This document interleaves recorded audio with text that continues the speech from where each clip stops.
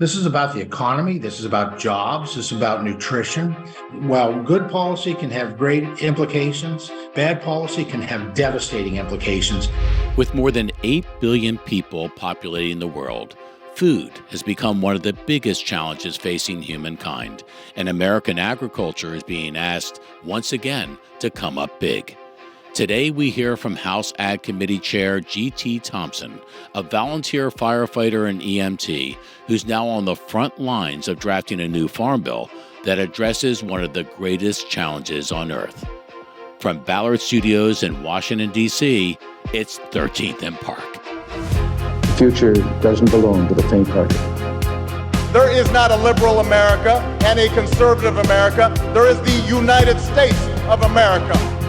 We will make America strong again. We will get through this together. I can hear you, the rest of the world hears you, and the people who knock these buildings down will hear all of us soon. Congressman, thanks so much for being here. So for our listeners who may not be aware of the intricacies of the importance of the Farm Bill, it sets the national strategy for agriculture, nutrition, resource conservation. What are the biggest issues in the Farm Bill as you see it? Yeah, well, Adam, Justin, thanks for this opportunity. This is about the economy. This is about jobs. This is about nutrition. This is about a better environment and a cleaner climate. That is modern agriculture today. That is American agriculture. So I will say that the greatest challenge that we have is the fact that they're not making any more minutes. It's time. And the clock's running, clock's ticking. We have the last time a farm bill was completed in an odd year was 1985. This farm bill expires the end of September. But do keep in mind, another challenge is the fact that well over 200 members of the House have never voted on a farm bill. And it's crucial that the committee channels the feedback that we've gathered from America's producers to members of Congress. I tell people with the Farm Bill, I've got one goal and thousands of objectives. The one goal is we get this done on time in a bipartisan, bicameral way and highly effective. As you know, 18 farm bills passed since the 1930s. This will be the latest of them. What one issue right now keeps you up at night, meaning it's an issue you know is very difficult, that there might not be a ready answer for, but you know we need to address? Anybody can get a farm bill passed if you water it down far enough so that it's meaningless. But that's not what we're going to do. My farm bill priorities are dictated by what I'm hearing from hardworking men and women of agriculture. And I've spent a lot of time in the past 2.5 years traveling the country. Most recently was in Santa Fe, New Mexico. And my next stop will be outside of Nashville, Tennessee, doing these farm bill listening sessions. We've been in probably somewhere over 40 states in the past 2.5 years. And Congressman, during those listening sessions, is there any common theme, or you're hearing all different kinds of issues depending on what part of the country you're in, or what are you learning in these sessions? A lot of it is the same, right? Which is very reinforcing. The importance of protecting and defending crop insurance, which crop insurance is, it's not like fire insurance where your house burns down and somebody pays to rebuild your house. Crop insurance is a public-private partnership. It is the farmer, it's the crop insurance industry, and it's the government to make sure that this is affordable. And the goal is for the farmer at the end of the day, when they run into issues, that they're able to pay a few bills just to be able to stay in business so that they can provide us the things that we need, including food that is essential in our lives the following harvest year, And then there's rather unique things as I've gone around. The further that you get out towards California, water is kind of the number one issue, right? They're fighting water wars out there, and it blows my mind. They have plenty of water, but they let it all run out into the ocean. They, especially with the most recent weather pattern, and something that's not exactly certainly within the Farm Bill, but something we take an interest in that I hear consistently. I don't care what state I'm in. I don't care what kind of a farming operation I'm on, a ranch, crops, forestry operation. It's labor. It's finding people that want to do these jobs. And so that's outside the Farm Bill. But I will say, beginning of this week, we're plowing some new ground in the Agriculture Committee. We created an agriculture workforce task force, 14 members, 7 Republicans, 7 Democrats that I've appointed. I'll be serving on that as well as Ranking Member Scott. And we're going to dive into this and try to look and see what are the implications for food insecurity and what can we do about it. science, technology, and innovation. How important are those three things to keeping up with a challenge we now all have, not just here in the country, but around the world, as we see the population has swelled to over 8 billion. There are all these challenges from weather and other pressures. How important is it, especially from the American side of it, that we continue to find ways to keep ahead of the curve? Well, that's the definition I use for American agriculture. Three simple words: science, technology, and innovation. It's always been that way. Even when those first settlers came to our shores and they unloaded their wagon from the ship or bought a wagon or built a wagon. I'm from Pennsylvania. So let's say when they started to head west, many stopped in a state like Pennsylvania because they saw the fertile valleys and it looked like home, and they unloaded their wagon and they settled there. For others, they kept going. A few of them, I think, kept going till the wheels fell off. Because without irrigation, there are some areas that are breadbaskets today, but 200 years ago, I'm not sure I would have stopped there on purpose. But even those early settlers used science, technology, and innovation to some degree. Simple trial and error. Their motivation was righteous and pure. It was just they did trial and error in order to raise more food so that more family members would survive to the following harvest season. So that was crude and rudimentary, but it really was innovation in a form of science, trial and error. It is amazing the science that we do today, and from all aspects, the technology that we involved. It's because of American agriculture, science, technology, innovation. We have increased our productivity of American agriculture. At one point, we had hit 287% increase since the 1940s.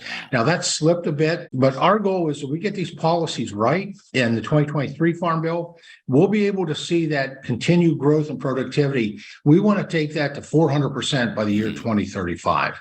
We have incorporated into the 6 subcommittees that I named at the beginning of this year. As we develop the jurisdiction for those subcommittees to work on, we've incorporated science and technology and innovation into absolutely every one of them. In a recent column, you called for a nutrition safety net as part of the nation's school lunch program and also returning whole milk to the menu.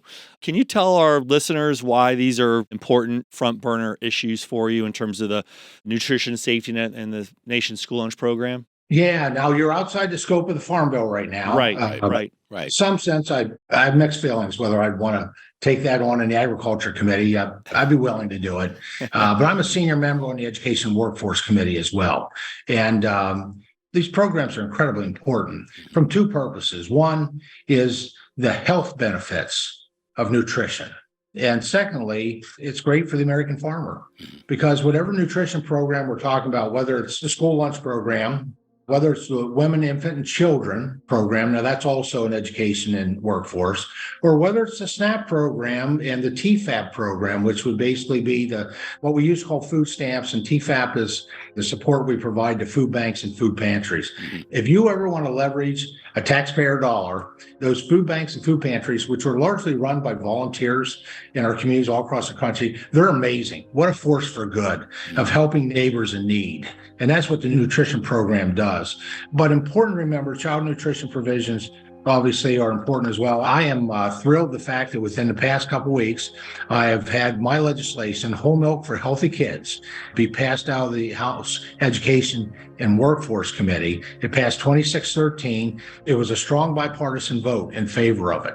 This actually corrects what I think was a mistake that was done back in 2010 when with the child nutrition standards, they took whole milk and flavor out of our schools. Right. And when they did, we lost an entire generation of milk drinkers, and we cheated those kids of proper nutrition. In fact, I had a briefing on the Hill, and we had a school nurse that presented some data in a study that was done, because this was done in the name of childhood obesity, right? This was the Michelle Obama days, which was a righteous cause to reduce childhood obesity. But they used bad science and they demonized milk fat. And what the study showed that is in the 10 years that followed removing that access to whole milk and flavor out of the schools, childhood obesity as measured by BMI actually went up because when they didn't get access to a satisfying nutritional glass of milk, they were drinking high calorie, high sugar, high caffeinated alternatives. And so this bill that we passed 2 weeks ago restores that, and leadership is going to have it on the House floor in the month to come. So we're looking forward to correcting this great injustice that impacted not just our kids' health, actually it crushed the rural economy. Because we have lost significant dairy herds and dairy farms. And when you lose the farmer, you lose all the businesses that farmers buy from, and it just shrinks the rural population. While good policy can have great implications for the American people and the economy, bad policy can have devastating implications. And we have seen the realities of that when it came to what they did in terms of the attack on whole milk and flavor. Farmers today face a series of challenges. They're big risk takers. They have to be by the nature of what they do. I want to play you a clip from a farmer from the Erie, Pennsylvania area and get your reaction to the kinds of things that she's facing. Farming is hard. There's so much out of our control. Financially, there are management strategies and things that we can do to keep our costs down, but costs keep rising and we have no control over the price of our product. It's a perishable product, so it's not like we can hold it back until the price gets better. I have to sell it today so I can continue producing milk tomorrow. The weather is a gigantic one. No one has control over the weather. And again, there are management things that we can do while keeping up with the weather, but it's a giant stressor. There was a recent poll that said, in terms of the American public, 83% admire, respect the American farmer for everything they do. But they have to take on a lot of risks. They face a lot of challenges, as we just heard. In a way, aren't they among the unsung heroes in America and around the world today in doing something that is literally vital to life? Absolutely. They work so hard to provide us the things that are truly essential in our lives. They're just great champions. There's no doubt about it. That farmer, obviously, I think from the Erie County, Crawford County area, I recognize her, just a great woman. Although I will tell you, I could probably have picked her up and put her into any state of the 40, 41, 42 states I've been in, because she's echoing what I have been hearing all across the country. My colleagues and I are working diligently to create and fine tune a farm bill that supports our producers from circumstances that are out of their control. And I know inflation is down, but it's still significant. Maybe it's not 9%, but 5% is just crushing, especially on an industry that doesn't have a tremendous margin at the end of the day, especially for how hard they work. And she also brings up a good point. A lot of factors outside the producer's control can impact their way of life. And that's why we do need a good safety net. And the safety nets are not handouts. They're public-private partnerships, that they purchase, and they can make decisions how much they want to insure, which means that they would pay higher premiums for managing higher risk. The current safety net program, and this is something we're looking at, it actually stems back to the 2014 Farm Bill, the way it's set up. And it was crafted, though, using 2012 costs. Now think about that, the differences between 2012 costs and the cost of production data today. The production costs that farmers are paying are more than 50% higher than what they were back in 2012. When you do a disaster bill, it's done very emotionally because of the devastation that has occurred. And emotional legislation is usually not the best legislation. And I've found that emotional legislation, which is seen as must pass, also comes a place where there are some members that will hang other unrelated spending bills on it, like ornaments on a Christmas tree. So we're actually going to be able to save significant dollars as we look at incorporating at least some of that disaster into the crop insurance. We're never going to fully account for all the kinds of disasters that can occur. There will always be something new that we did not anticipate. So, but those are some of the thoughts as we're preparing this current farm bill. Beyond your time in Congress, you served on the front lines of public safety as a volunteer firefighter, as an EMT. How have those experiences impacted the way you see the world and how you do what you do on the farm bill and beyond? Yeah, I've had the privilege of serving for decades as a state certified firefighter, one emergency medical technician, a motor vehicle rescue technician. As a volunteer, I'd be walking into fires when everybody else would be running out of the building. And so you bring a lot of competencies to the job of serving as a member of the United States House of Representatives. I will say that's been helpful. Another aspect is that in my 15 years here, it has been at times felt like this Capitol was on fire.